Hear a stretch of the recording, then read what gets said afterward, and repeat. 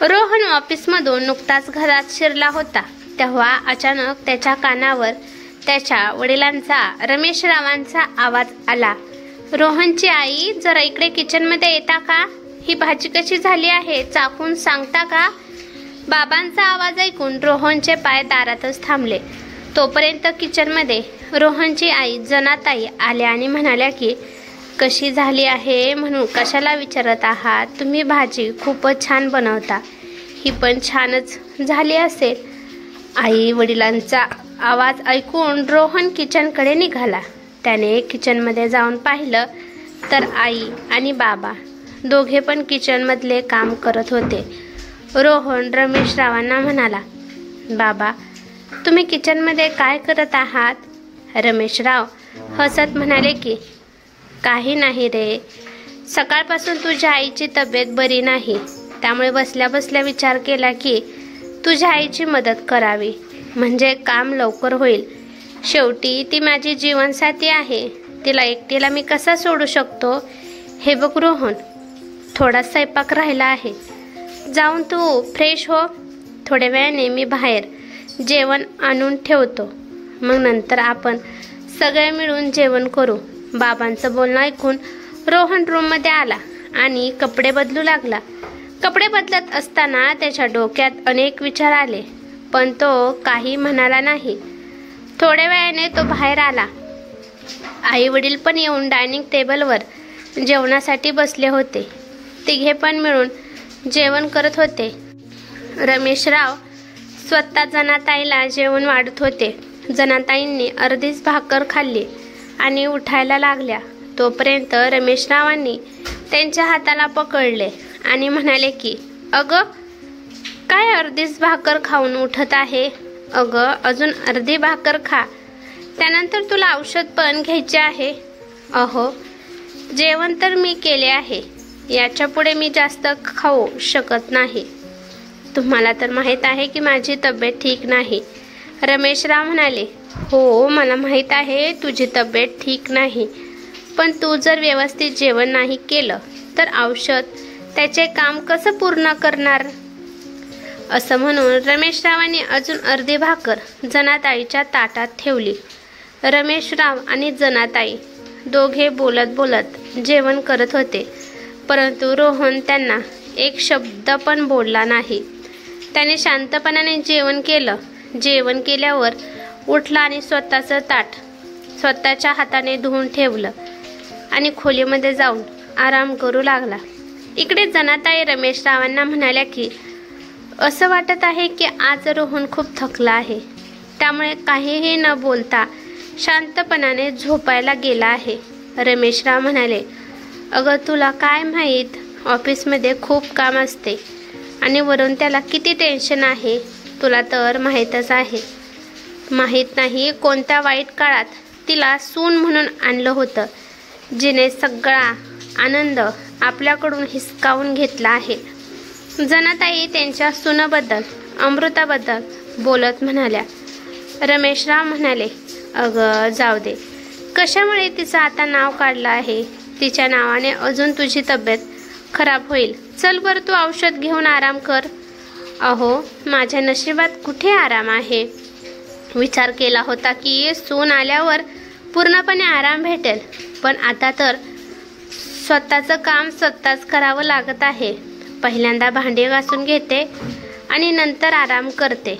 असं म्हणून जनाताई किचनकडे निघाल्या. त्यांच्या पाठीमागे रमेशराव पण राहिलेलं सामान किचनमध्ये आणून ठेवू लागले. रमेशराव म्हणाले, तू भांडी घास, तोपर्यंत मी किचन कट्टा स्वच्छ करतो.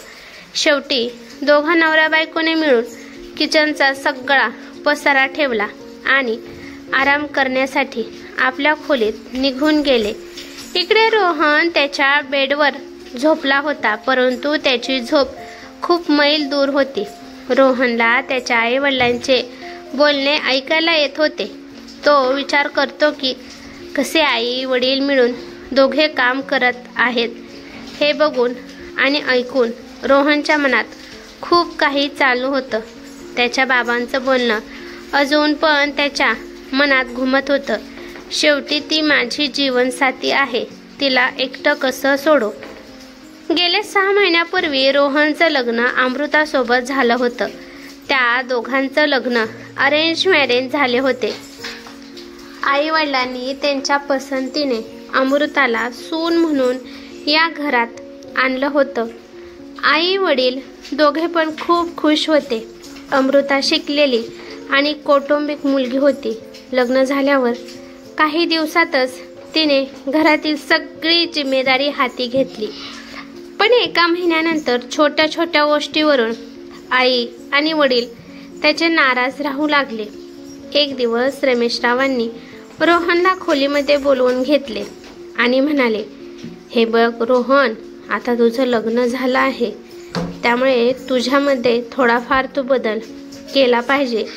तुझी बायको आली आहे, तरी पण तू जेवण झाल्यावर स्वतःच तुझं ताट उचलून सिंकमध्ये ठेवत असतो.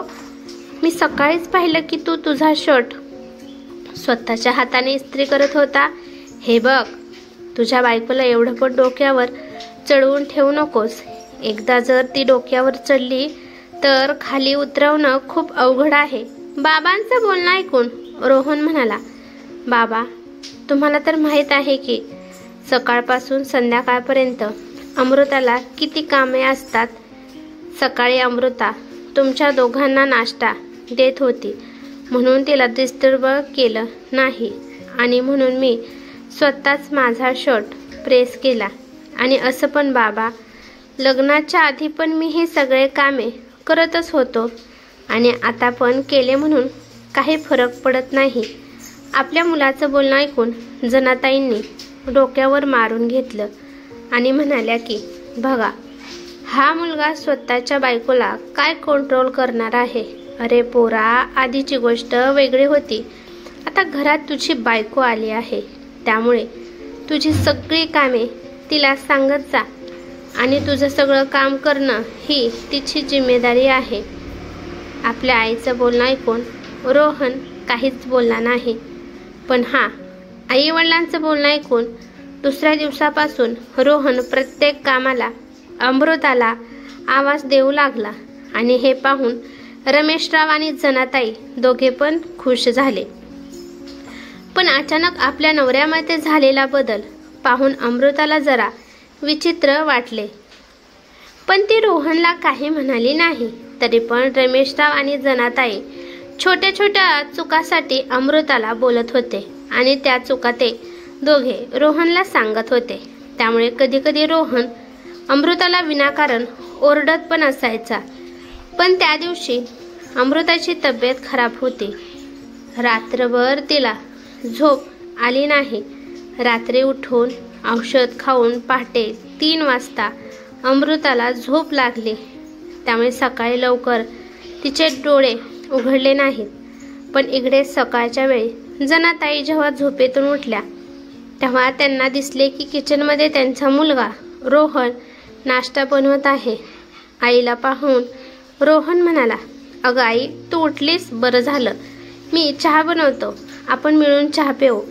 परंतु जनाताई त्याला म्हणाल्या की तू किचनमध्ये काय करत आहेस. रोहन म्हणाला, आई, आज अमृताची तब्येत खूप खराब आहे.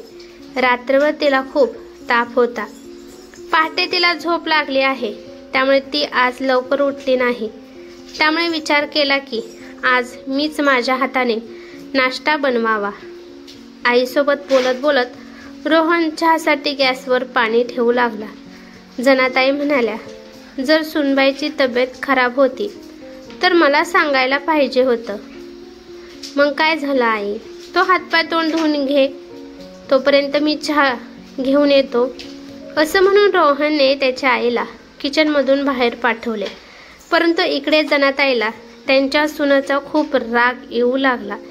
त्या बडबड करू लागले की अशी पण तिची काय तब्येत खराब झाली होती की उठून चहा सुद्धा बनवू शकत नाही आणि म्हणून नवऱ्याला किचनमध्ये कामाला लावलं आहे. आणि रमेशरावांनी जेव्हा पाहिलं की त्यांचा मुलगा किचनमध्ये चहा बनवत आहे, बास, एवढ्या गोष्टीसाठी त्या दोघांनी मिळून घरात हंगामा घातला. त्या दिवशी रोहनने आई वडिलांना खूप समजावून तो ऑफिसला गेला होता. पण संध्याकाळी जेव्हा रोहन ऑफिसवरून घरी आला तर अमृताचे आई वडील त्याच्या घरी आले होते. भांडणे खूप वाढली होती. रोहनचे आई वडील समजायला तयारच नव्हते. इकडे अमृताची तब्येत खूपच खराब होती. तिच्यावर कोणताच परिणाम व्हायला नको म्हणून तिचे आई वडील तिला माहेरी घेऊन गेले. पण इकडे रोहनचे आई वडील आता अमृताला माघारी आणण्यासाठी तयार नव्हते. त्यांना वाटलं की सुनबाईच्या आई वडिलांनी सुनबाईला समजून सांगायचं टाकून ते उलट तिलाच घेऊन गेले. अशा प्रकारे ते घेऊन गेले आहेत. तशाच प्रकारे त्यांनी आणून सोडावं असं रमेशरावांना वाटत होतं. बाहेर ग्लास पडल्याचा आवाज आला. त्यामुळे रोहन विचारातून बाहेर आला. रोहनने बाहेर येऊन पाहिलं तर त्याचे वडील ग्लासमध्ये पाणी घेऊन खोलीमध्ये चालले होते. रोहनला पाहताच त्याचे वडील म्हणाले की अरे बाळा, काही नाही झालं, तुझ्या आईसाठी पाणी घेऊन चाललो होतो आणि हातातून ग्लास निसटला आणि पडला. जा, तू काही नाही झालं, जाऊन झोप जा. आपल्या वडिलांचे बोलणं ऐकून रोहन खोलीमध्ये झोपण्यासाठी आला. दुसऱ्या दिवशी संध्याकाळच्या वेळी रोहन ऑफिसमधून खूप उशिराने घरी आला. जेव्हा रोहन घरी आला तर त्याच्यासोबत अमृता होती. अमृताला सोबत पाहून रमेशराव आणि जनाताई रागाने तिच्याकडे पाहू लागले. रमेशराव काहीतरी म्हणणार होते तोपर्यंत रोहन त्याच्या वडिलांना म्हणाला, बाबा, ही माझी जीवनसाथी आहे, तिला मी एकटीला कसा सोडू शकतो? बाबा, काल आईची तब्येत खराब होती म्हणून तुम्ही आईला पाण्याचा ग्लास पासून सगळं काही तिला आणून देत होता. तिची सगळी कामे करत होता आणि जर मी माझी बायको आजारी असताना ही सगळी कामे केले तर काय फरक पडत आहे? असा भेदभाव कशामुळे करत आहात? रोहनचं बोलणं ऐकून जनाताई आणि रमेशराव काही बोलू शकले नाही. रोहन अमृताला आई वडिलांच्या विरोधात जाऊन तिला घेऊन आला होता.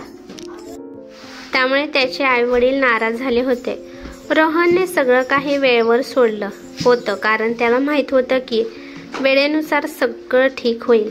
रोहनने छोट्या छोट्या गोष्टीकडे इग्नोर करणं ठरवलं होतं.